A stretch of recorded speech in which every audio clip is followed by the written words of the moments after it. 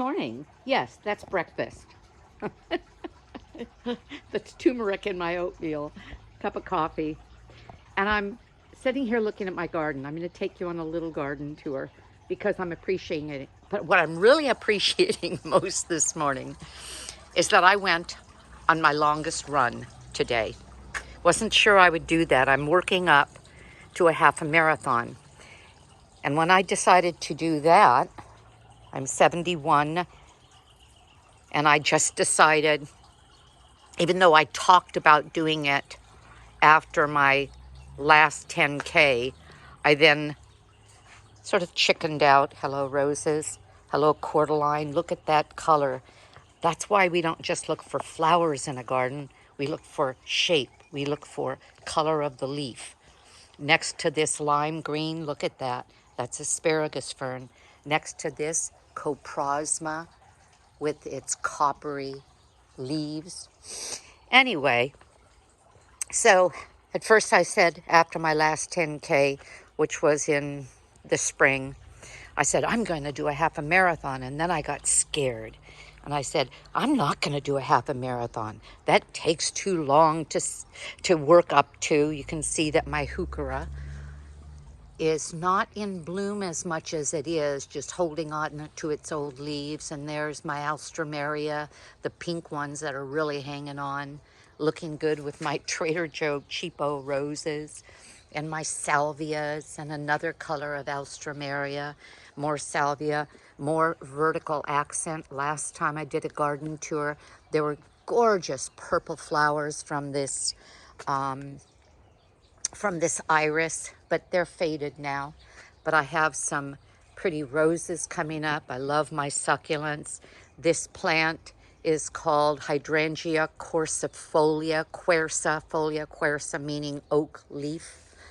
And here is my Euphorbia millii with its really mean spiky stems that make it that much more interesting. This is where we have lunch. I put the cushions up.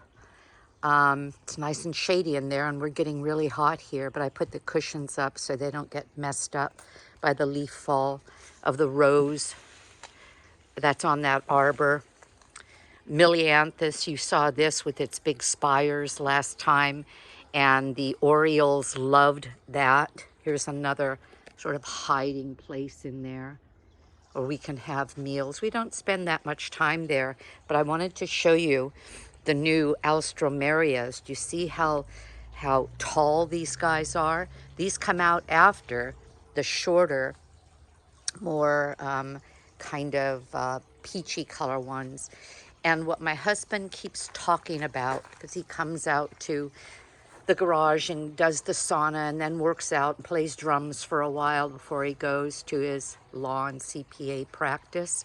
But he keeps saying, I love the waterfall of that plant. And that plant is Fuchsia Gardenmeister.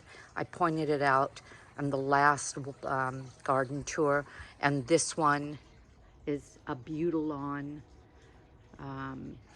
Anyway, I think that's it. I wanted to show you how pretty a surround can be when we pay attention, even in the tiniest space. People, this is a tiny space. This garden is in 7,500 square feet of land, on 7,500 square feet, in what we call the wood streets of Riverside, California. They're the older homes. It was built in 1941.